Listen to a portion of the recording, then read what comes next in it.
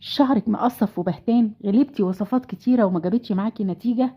عليكي وعلى الماء السحري العجيب ده اللي هيطول شعرك ويكثفه بسرعة الصاروخ. مش هتلحقي على طول شعرك هيطول.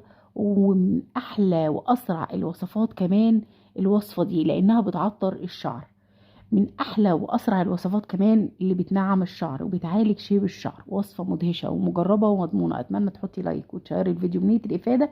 ويلا بينا ندخل مع بعض ونجهز الوصفه. السلام عليكم ورحمه الله وبركاته. ازيكم عاملين ايه؟ يا رب تكونوا بخير وبصحه. فيديو النهارده هعمل معاكم وصفه حلوه جدا، من احلى الوصفات السهله والسريعه اللي بتطول الشعر بسرعه الصاروخ. عايزه اقولك مش هتلحقي على طول شعرك. الوصفه دي مدهشه، هتطولك شعرك وهتكثفهولك وكمان هتنعمه. وصفه بمكونات طبيعيه وامنه مليون في الميه. من احلى واسرع الوصفات اللي انا جربتها. وصفة عايزة اقولك مهما كان شعرك متضرر ومش بيطول ومقصف وبهتان وغلبتي وصفات كتيرة وما جابتش معاكي نتيجة، عليكي وعلى الوصفة دي صدقيني. لو فوتي جزء من الفيديو هيفوتك نص عمرك، لان الوصفة دي مجربة مليون في المية. مش بقدم لك وصفة وخلاص، ده انا بقدم لك وصفة انا مجرباها وناس كتيرة كانوا بيعانوا من مشكلة تساقط الشعر، لما جربوا الوصفة دي أشادوا بيها. وانت كمان بإذن الله الوصفة دي هتعجبك وهتقولي لكل حبايبك عليها. بس حابة قبل ما أبدأ الفيديو حابة أرحب بيكي الأول. أهلا بيكي، نورتيني. لو أول مرة تشوفيني ما تنسيش تحطي لايك وتشيري الفيديو. ويساعدني جدا يا أمارات لو أعرف بتتابعوني منين، لأن ده بيساعدني جدا وبعرفكم اكتر واكتر، وبتشرف بمتابعتكم الجميله ليا يا حبايب قلبي. وقبل اي حاجه ما تنسوش تصلوا على النبي في الكومنتات.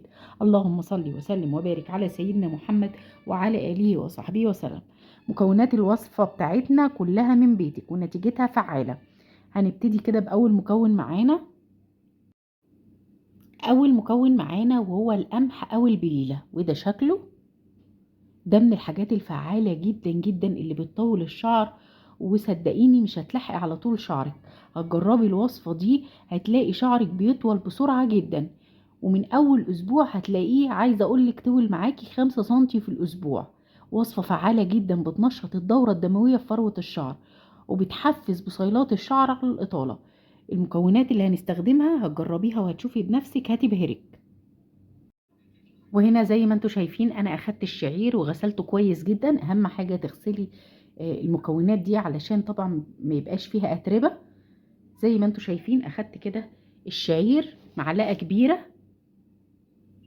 من الشعير وغسلتهم بالشكل ده. هبتدي انزل بيهم كده في اناء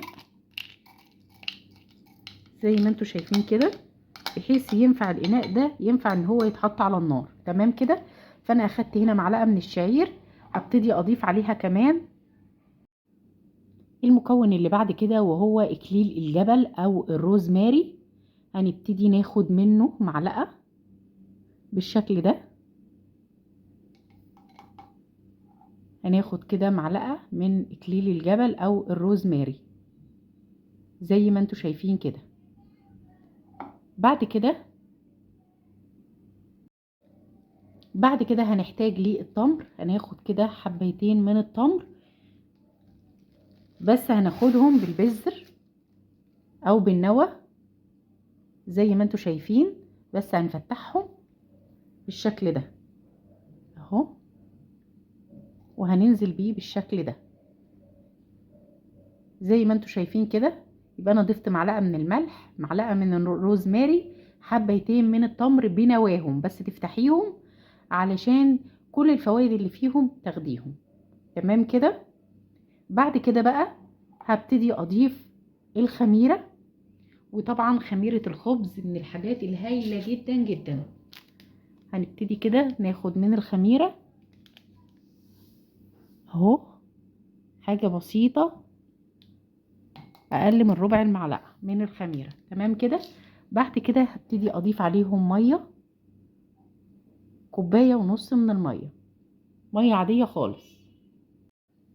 بعد كده هاخد كده كوباية ونص من المية، ادي كوباية. هضيف كمان كوباية من نص كوباية من المية، وادي كمان نص كوباية. تمام كده.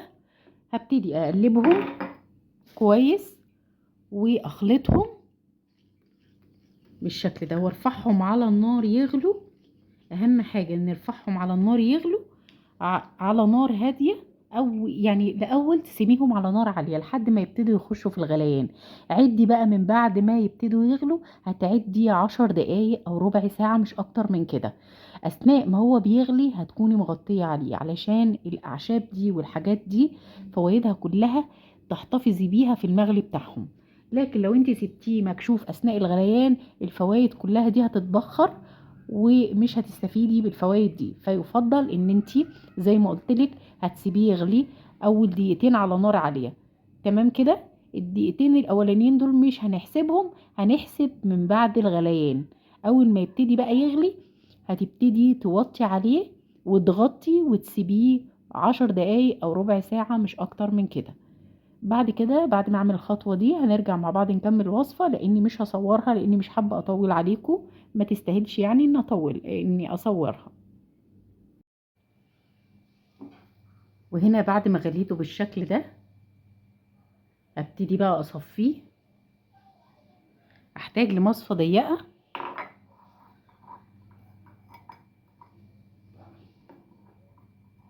وهبتدي اصفيه بالشكل ده.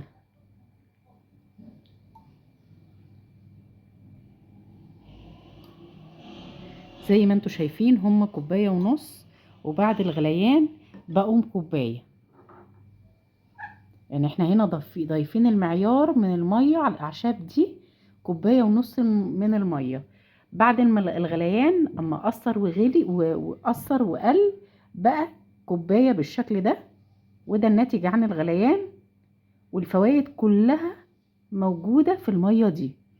كل اللي انت هتعملوه علشان تستخدموا الوصفه دي، لازم طبعا زي ما انتوا شايفين هو كده صفيناه وهو ساخن، هتبتدي تغطي عليه وتسيبوه لحد ما يبرد تماما. ده ما ينفعش يستخدم ساخن على الشعر. تمام كده. بعد ما يبرد تماما كده تبتدي تحطيه في بخاخ لسهولة الاستخدام. نيجي بقى للمرحلة الأساسية، وهي انك تهيئي شعرك لاستخدام الوصفة دي علشان الوصفة تتفاعل كويس مع شعرك وتديكي أفضل النتائج. اوعي تستسهلي وتحطيه على شعرك، على شعر يكون مغسول بقاله يوم او يومين. لا، لازم يكون عشان تحطيه على الوصفة دي وتستفيدي بيها، لازم شعرك يكون لسه غسلاه في نفس اليوم قبلها ب3 ساعات او ساعتين.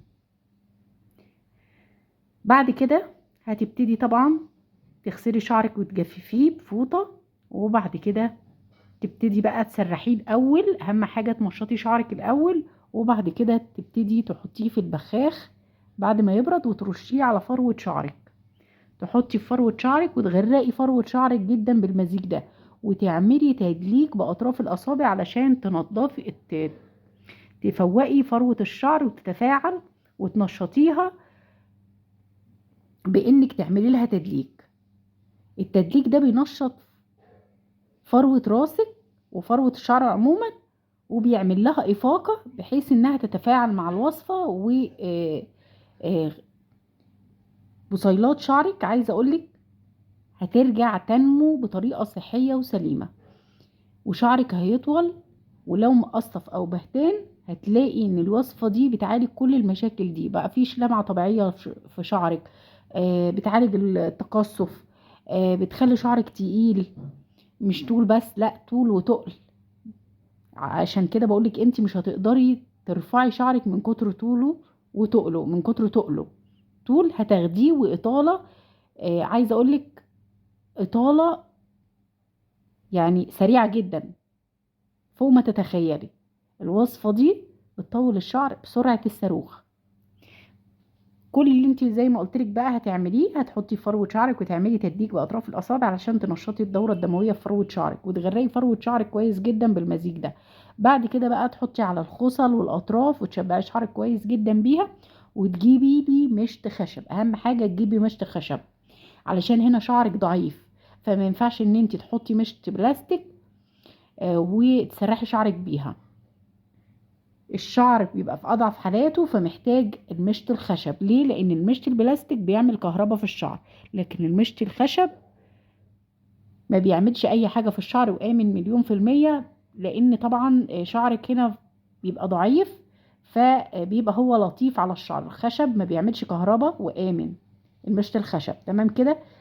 سرحتي شعرك، او وبعد كده تلفي شعرك كحكه وتلبسي بونيه وتسيبيها على شعرك من ساعه لساعه ونص. يعني المهم شعرك ينشف، ممكن ساعه ساعتين، المهم ان انتي شعرك ينشف ساعه ساعه ونص ساعتين، يعني حسب ما تشوفي شعرك. لو لقيتيه نشف اغسليه.